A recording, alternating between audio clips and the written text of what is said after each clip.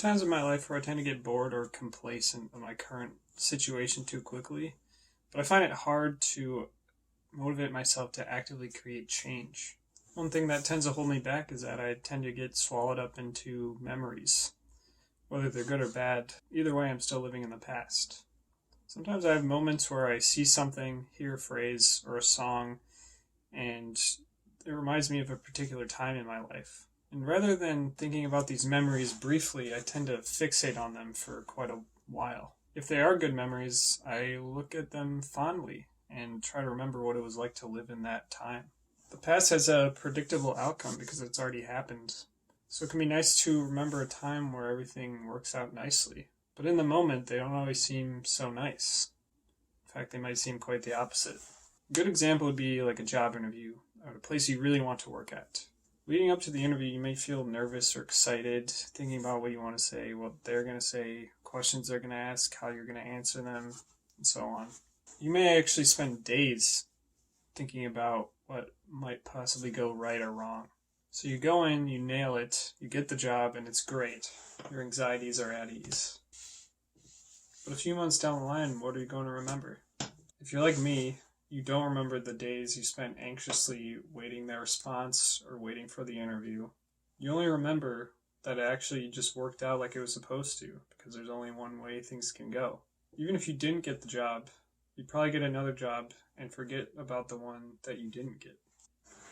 Anxiety comes from not being able to control the outcome of the situation. And when you're able to see the outcome of a situation that's already happened, there's likely no longer any anxiety associated with it. And while I do remember the past a lot, I also tend to worry about the future. Also, another pretty normal thing that I'm sure a lot of people do.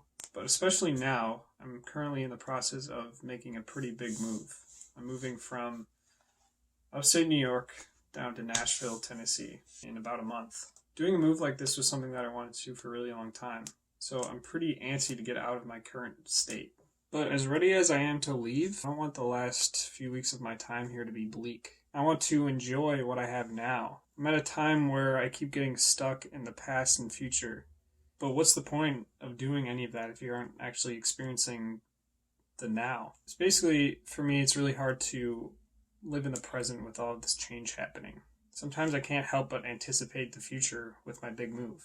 And when the anticipation and anxiety of the future become too much or overwhelming, I look at the past memories because there's something that I can look on with a predictable outcome because they've already happened. I'm guessing you're dealing or have dealt with similar feelings. Most people do at some point in their lives. Try to take some time to just be grateful for what's happening now, what happened today, what's going on in this present moment. Today what I did was I wrote down 5 things that don't belong in the past and don't exist in the future that I'm grateful for and enjoy now. And I think you should do the same because it'll allow you to realign your values and remember why you're here in the first place.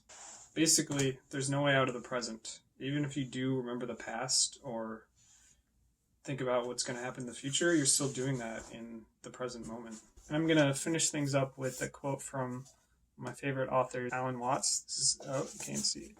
Alan Watts, The Wisdom of Insecurity. This is page 35. If my happiness at this moment consists largely in reviewing happy memories and expectations, I am but dimly aware of the present. I shall still be dimly aware of the present when the good things that I have been expecting come to pass. For I shall have formed a habit of looking behind and ahead, making it difficult for me to attend the here and now. If, then, my awareness of the past and future makes me less aware of the present, I must begin to wonder whether I'm actually living in the real world. So, live in the real world.